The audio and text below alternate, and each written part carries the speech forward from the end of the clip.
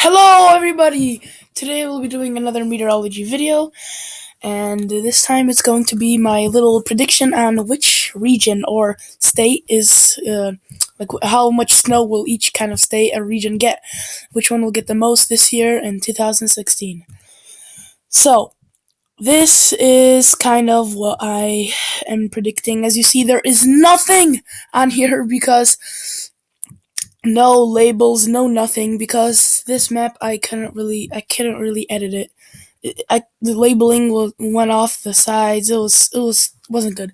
So I'm just gonna explain each shading of color. As you see here in the dark purple, Michigan, Indiana, Ohio, and Pennsylvania, I think that they will be getting probably. Oh, and also this is based off the average, not like, oh, they're gonna be getting the most. They're gonna get 600 inches. The most meaning they're gonna get above average. They're gonna get the most above average out of the whole region. So I say that this is going to be above average because of the early start to lake effect, and the fact that the lake effect is gonna continue late into winter because the lakes are so warm from this year's summer. This year's summer was hot across here. It was in 90s almost every day. So this is gonna take quite a while to cool off and shut down to freeze over. So for that fact, these states are gonna get a lot of lake effect. So that plays a major factor in that they're gonna get above average snow.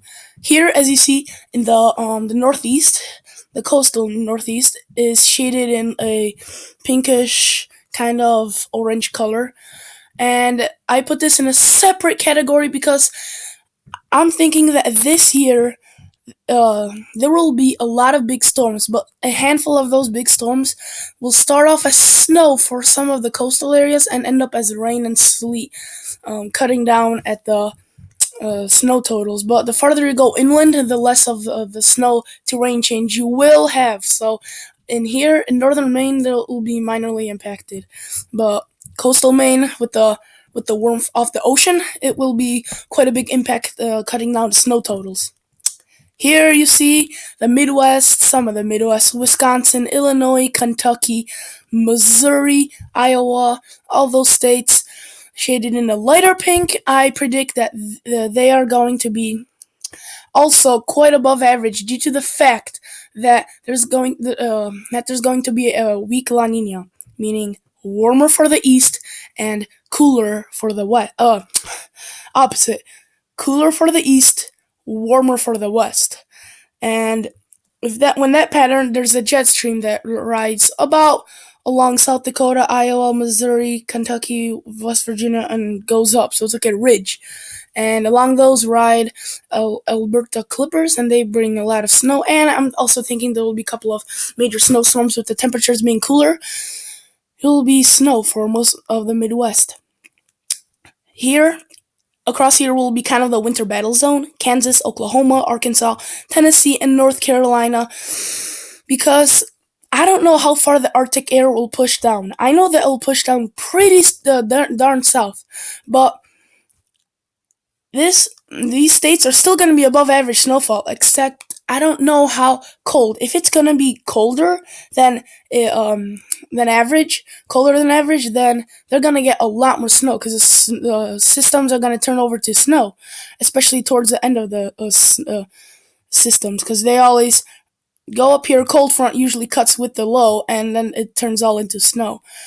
But if the temperatures are going to be above average, it's going to be likely normal or even below average snowfalls. But right now, by the looks of it, the Arctic air is going to be going quite south, so these might be getting their snow above average for this season. As you see, Texas, Louisiana, Mississippi, Alabama, Georgia, South Carolina, and Florida all are shaded in a lighter blue due to the fact, not because it's going to be massive snow, they might get a little bit more snow, but the main fact is it's going to be colder and the threat for the citrus trees in Florida, so expect cooler conditions across the southeast, but it's going to be dry mainly, so no snow, no rain. It's not going to help with the drought in Alabama, Georgia, Tennessee, and South Carolina. States like California, Nevada, in the southwest, the general states are going to be a little bit below average snowfall, and precip-wise, they will also, I'm thinking, a little bit below average because of storms. due to the ridge will go up and over, allowing for less snow and less rain. But later on in the season, it'll average out because the jet stream will start flattening out and allow for more storms to pass through. The Northwest is pretty much the same thing. The farther you go inland, you'll probably get more snow because it's going to be cooler temperatures here, more rain. But in the mountains, higher elevations, there still will be plenty of snow. Nothing to worry about too much. This is showing what I was talking about earlier. Lake effect snow, mid November to December. It's most likely will be even some of the people that live there will probably be their first snow of the season because mid-November there's really no snowstorms that pass through there.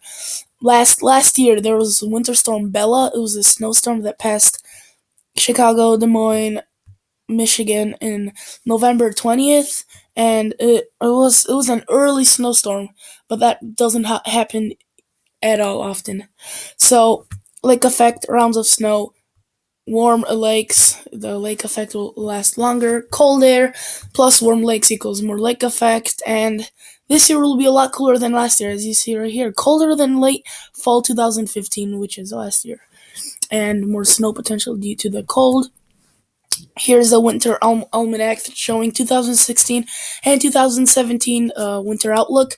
I tend to realize the winter almanac kind of overhypes things a little bit with their words, but they are definitely not incorrect. They are correct. Freezing cold and average snowfall are just a little bit overhyped. Balmy and wet, and cold.